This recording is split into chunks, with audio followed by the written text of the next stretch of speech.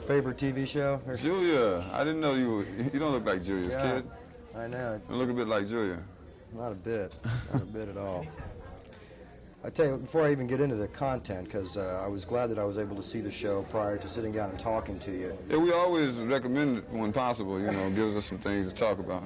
Prescribed behavior. When did you first realize that you possessed the ability to write, sing, communicate your ideas, play an instrument? It all comes together so well for you. I mean, you could have made a living as a disc jockey. But you know, I did a little bit of that too. The everything we could was happening for a while. I started playing quite early, 10, 11.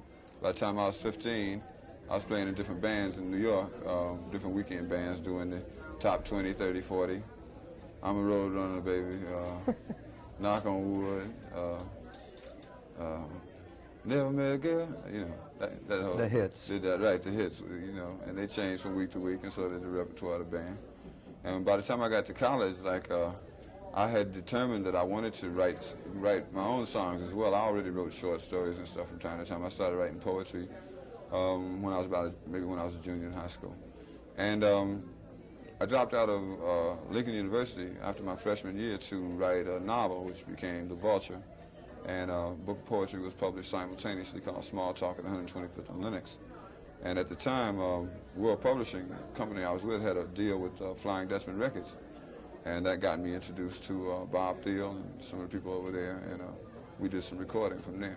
So I've always been interested in most literary aspects. My master's is in creative writing from Johns Hopkins, and that means that along the way we did plays, we did poetry, we did songs, we did novels, and sometimes various ideas just command a specific vehicle. Right. You couldn't make a novel. Do you remember the first comment that somebody made on your viewpoint when you started writing and doing your poetry in public? What was the first feedback you got on Gil Scott-Heron's point of view? Fairly good. There was a bunch of confusion for a while between what we were doing and what the Last Poets were doing, but I figured like, hey, there's 5 Dells and 5 Temptations, but sooner or later you figure out which one is which. So. What were the years of The Last Poet? That's late 60s to when did that break up? About 71, really? I'm not sure that it's really broken up in all forms. It seems that somebody invited us to come to Temple.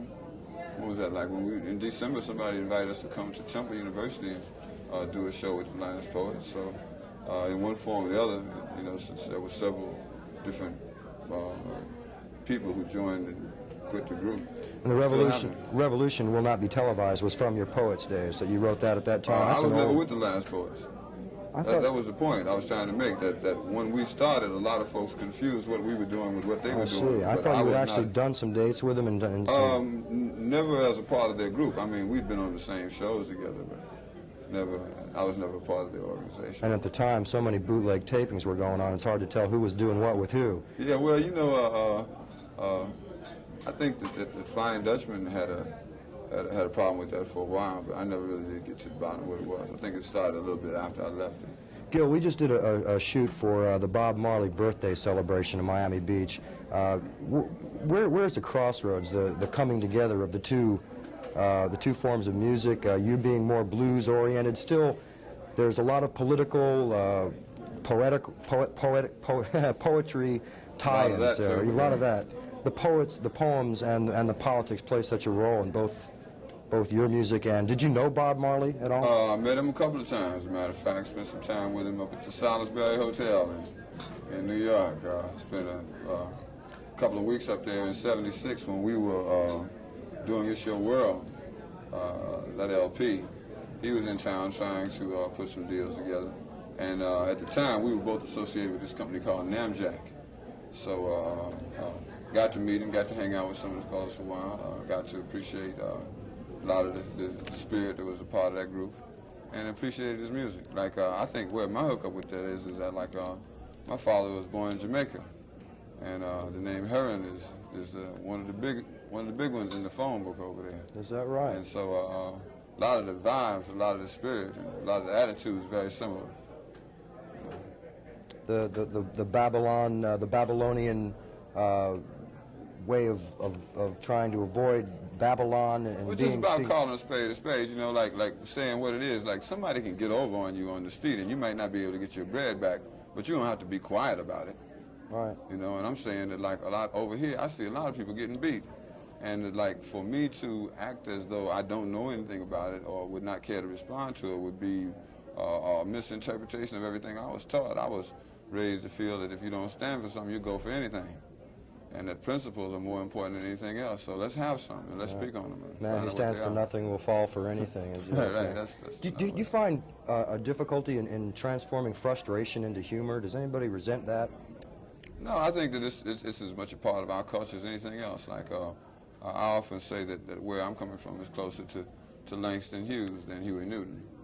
You know, that I have come from the same community, or the same national community, the same microcosm of the society, but the people who were my instructors, the Paul Robesons, the Langston Hughes, the Martin Delaney, the David Walker, the County Cullen, these people, you know, not only knew the issues and the ideas and the emotional content of where the community was coming from, but they displayed it in the manner that the community would display it. It's no mistake that Richard Pryor and Dick Gregory and the people of this nature are some of the brightest lights in the black community, because not only do they talk about what's happening, but they talk about it in a way that loosens everybody to the warmth that is inherent in our community. It works so well that way. I mean, I was just, you know, some people say, God, I wonder what hit him first, the anger or the humor.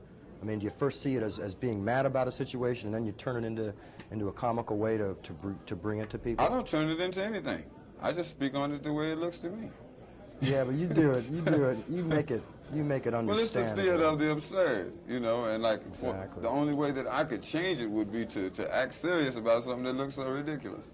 I'm thinking that would be the change. You know, I think that I just speak on it the way it is, and a lot of folks who had thought about that say, "Tee, yep, you know, right." You know, That's bingo. it. They can identify with Right. it. Just like So that. I don't think that it's stretching it to make it funny. I think it would be stretching it to make it anything else. Absolutely. There's so many things to draw on for your material. This is like Right. a hot, They just keep on this doing is a hot stuff. time for you, isn't it?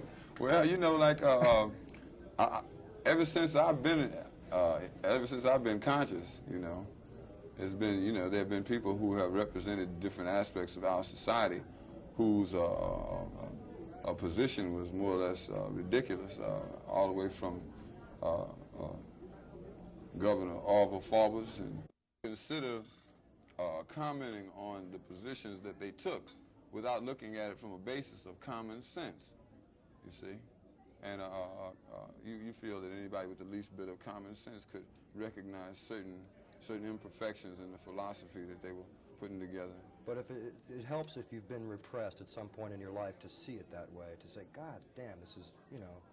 Well, see, I don't think that there's anybody in this country who's been a victim of the politics of this country has not been repressed. I think that some people think that they never have.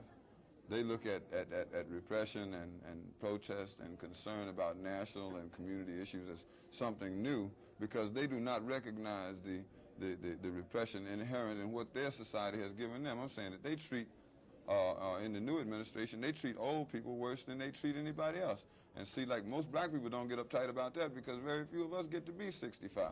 See, that's something white folks should be concerned about. And the old people believe it because it's in a book, and they believe it's, you know, because Right. Well, see, that's the way they was raised. For them to start protesting now would be to revolt against every year of their 65, 70, 80 years old. It's really hard for them to turn their back on what they've done and how they've acted and what they've believed all their lives. Gil, in what form would you like to see the revolt take place? Is it something that in what form could it possibly take place in the 80s? Well, you see, like over here, people believe that you can get whatever you want instantly, you know, from instant coffee to instant grits, you know. So when they heard about revolution and they didn't see one instantly, they figured it was not going to be one. But the first step toward having people change is try to change their minds, to inform them, give them some information about your perspective. Tell them how you see things and why you feel the way you do, as opposed to what they're being bombarded with all the time. This is the first step toward making people susceptible to organizations that can help them do something about how they look at their lives. There are different priorities in different communities. You wouldn't recommend for the people in New Hampshire what you might recommend for the folks in California. But the first thing that you do is you try to get your house together. Then next door, then the block. You don't try to go out and change the world tomorrow without taking any of those steps in between. And the people that are exposed to your viewpoint and the way that you bring it, there's no reason to feel stupid for thinking the way you used to feel. I mean, hearing something new and in a different light, some people feel a little uneasy with that. Do you think they're... Well, you know, I think that they do if it's something abstract and something that doesn't relate to images that they're familiar with. Like if you bring them something about the bird dude or cigarette, whoever it is, you know. I mean, you know, whoever these people are. I mean, then there's something they know about. You know, you're not talking about, you know, Adam, you know, the runaway down on 18th Street. You're talking about somebody that they've seen as often as you have and come to certain familiarity with it. It's a familiar reference. And I think that the easiest way to tie people into points is to talk about something in relationship to it that they're familiar with. How do you see the 80s and your involvement, and what troubles you the most about this coming decade? We've been through so much here in the 60s and the 70s. And well, I don't generally look at my life or at life in general or in particular in terms of decades as though, you know, one set of things happened over here and then they said, oops, it's 1970, let's do this. I think that the civil rights activist struggle began in 1954. That was the time of the Montgomery boycott. And the widening activity of various organizations in civil rights to integrate schools, integrate the South, I guess anywhere south of Canada, Malcolm used to say. But the South in particular still had the signs and tangibles of segregation. And that was the object of a great deal of the early parts of the civil rights movement. But everything that has developed that has been counter status quo in America since then, the peace movement, the human rights movement, the women's movements, the gay movements, all of that spread from the initial activists who concerned themselves with the beginnings of the civil rights movement. So I see America in the midst of a 30-year changing of viewpoints. And like, if you realize that it took them 300 years to get that, and we've only been working 30 years for them to look at it another way, you're not doing that bad. Some rapid change of right. So you're optimistic. You're giving things in terms of 30 years. I'm not optimistic. I'm realistic. I'm saying that I cannot, that you cannot expect to change in a day what it has taken a few centuries to put together, and that it's each one teach one, and that everybody who believes that way should be doing as much as they can. You see, a lot of folks believe that if they can't change the whole world by themselves, no sense in them doing anything. Absolutely wrong. As in, why vote? Because everybody's, you know, each one's worse than the other. Well, the reason I recommend that people vote is so that they be eligible for jury duty, because I need some friendly folks up there in the box if they grab me. You know, I'm saying that, like, if you're in a struggle to correct some wrongs, then whatever you can possibly do. Vote, demonstrate, teach, protest, organize, activate, whatever you can do, because you're in a struggle. If you're a soldier, they don't just say, well, you know, here's a gun, and use this gun, and no matter what happens, don't use this other one, or don't use this stick or this bottle. You use whatever the hell you can, because you're in a war, you're in a struggle to survive in general. And so you use whatever you can get your hands on. And right now, I feel the thing that I'm most qualified to do is in the field in which I drew my education, and that concerns poetry and art. And so I try to use that to help folks see what my point of view is and what the background for it is. Your frame of reference is not strictly the United States of America. Do you travel a lot? Yeah, we have been to Europe several times, Canada, Mexico, Japan. We're going to Europe, as a matter of fact, in April. There is the world is really a different place outside of this country, you know, because looking at this country the way other people do from their perspective is the truth I think a lot of people are running away from. The fact that over the last century, really, this country, because of its rapid development of the Industrial Revolution, of technology, etc., took advantage of a whole lot of people. And now it's straightening up time. Payback's a bitch. Right, and, you know, so that's what it is, you know. And a lot of folks, like, they don't want to pay. Exactly. You know they owe, but they don't want to pay. They don't know that all the good things we've been enjoying are at the expense of a lot of people. Right, know, right, and that it need not be, it need never have been that way. It was just that our attitude was for every extra dime, you know. So we never wanted to give anybody else an equal shot at it, and now they feel pretty much the same damn way. You know? So the age of affluence giving way to the age of scarcity will affect all Americans? Well, you know, I think America will always have something to offer. This country is the most advanced agriculturally. This country still has a great deal of technological advances over other countries. But the day of superiority is over. They're going to have to deal with people from different countries and different nations more as equals than they've ever been willing to before. I don't think it's a question of like people trying to get America to suffer or pay for the sins of the fathers on the heads of the sons, that kind of thing.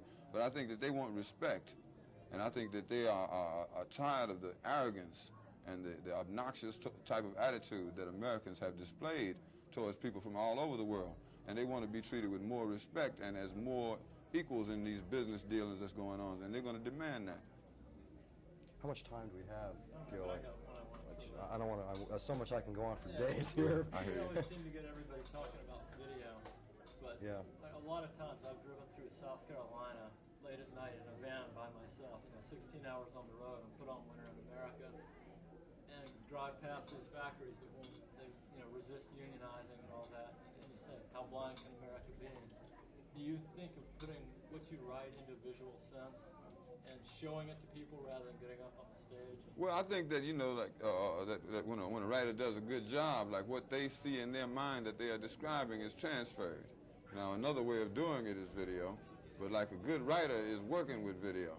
He's working with images and they are transferred. So whether they are visual images or just mental images is like in other words, if you say factory and then somebody wants to know what color, well, then I may need to show them a picture of it. But if you're writing and describing things accurately, the beauty of a Gene Toomer, for example, the economy with which he described things, you knew that was it. There was no flex. You were looking at exactly what he was talking about, and that's what you work towards as a writer. That's what you're trying to get to. But Americans have been brought up with television. I know I have. Right, they want to see it. Visual image has been with me. Do you think it would be more effective medium to be working with as these kids have been drawn into this as this computer age is happening? Oh, I don't believe it to be, non-functional by any means. I think it can be a tremendous asset, both educationally, intellectually, and just in terms of entertainment. But what I'm trying to say is that if this is the only way a person is going to be educated, then you take the opportunity to recognize the fact that they're being miseducated as often as they're getting the things that they need to see. That it's an attitude that you take towards what you watch or read or listen to that becomes really important.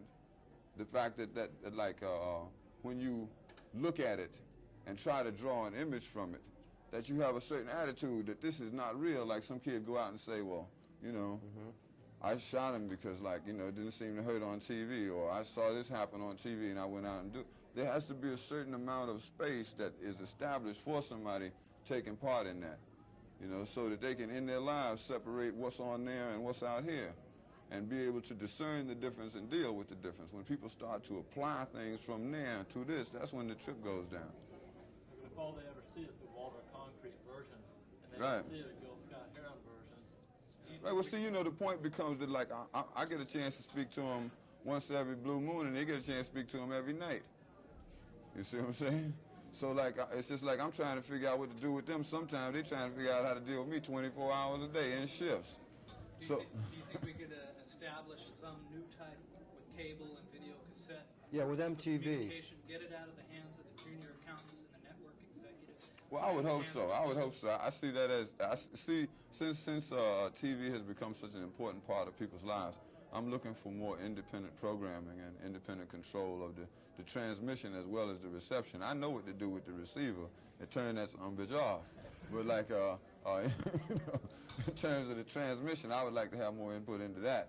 And I'd like to see people who more or less share the perspective that I'm coming around with have some control of it. It would be like a dragnet for you of getting new people to listen to your ideas, because if you were taking it to the video, the visual sense, you already are visual in the words that you write. Do you feel like, as in radio was always a theater of the mind, don't interpret it for them, let them think about it? Well, that's a dimension of it, but I'm saying that's supplementary. I would never feel as though just because I was showing people pictures of things that the words were obsolete. I think that there's another space that goes along with the oral tradition, which is the tradition of African people, which is going to be effective regardless. Whatever else you could do to supplement that to help people understand something better, more the better for it. Okay. Well, man. that. All right? Okay. And you can take that on tour.